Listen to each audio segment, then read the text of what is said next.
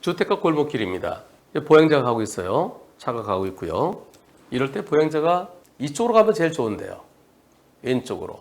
맞은편에서 오는 차를 보면서 가는 게 제일 좋은데 등지고 갑니다. 등지고 가다 어떤 일이 있었을까요? 어허. 아이고. 다시. 어허. 앞으로 걸어간 사람이 대각선 쪽으로 걸어가려고 그런 것 같아요. 건너가려고 그런 것 같아요.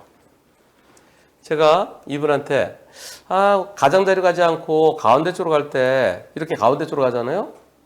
여러분들 어떻게 하십니까? 이럴 때 어떤 분은 차가 뒤에서 오는 걸 느끼고 비킬 때까지 그냥 천천히 따라가는 분도 계시고요. 어떤 분은 가볍게 뻥 하는 분도 계십니다. 저 앞에 가는 어중간하게 가운데 쪽으로 가는 저 보행자에게 빵 해주셨나요?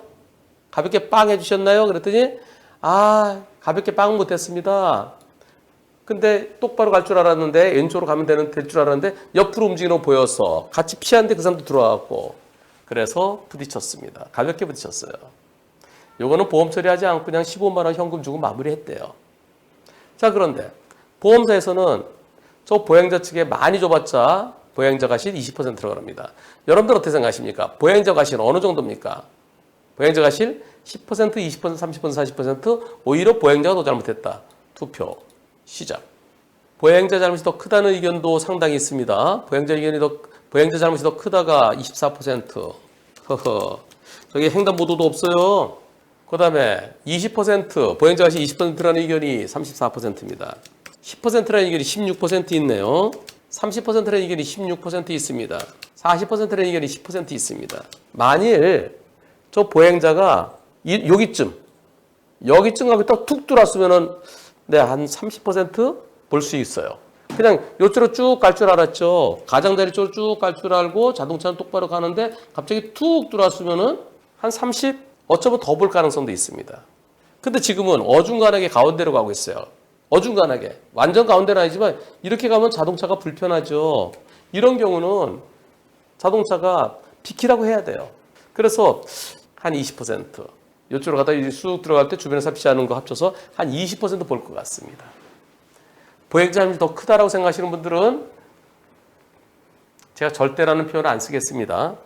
저런 조그만 주택가 골목길이잖아요. 중앙선도 없고요. 저런 데서는 앞에 사람이 가면은 조심해야죠. 그리고 언제든지 이렇게 가는 사람이 이쪽으로 건너갈 수 있습니다. 그래서 그 사람 옆을 지나칠 때는 속도를 줄여서 더 조심해서 사람이 여기를 가고 있다 하더라도 이만큼 간격을 둬서 혹시라도 사람이 움직이면 내가 멈추거나 빵할 수 있을 정도 그런 마음의 자세를 갖고 가야 됩니다.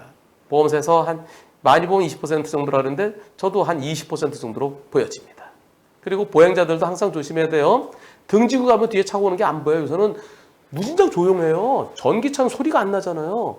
예전에 소리를 듣고 뒤에 차가 오는 거나 느꼈는데 지금은 무진장 조용한 차들이 많습니다. 그래서 항상 차는 이쪽으로 오죠. 이쪽으로 가고 그럼 사람은 보차도 구분이 없는 곳에서는 이쪽 가장자리로 가야 됩니다. 혹시 차가 오면 내가 도망갈 수 있게끔. 여기를 가고 있었다 사람이.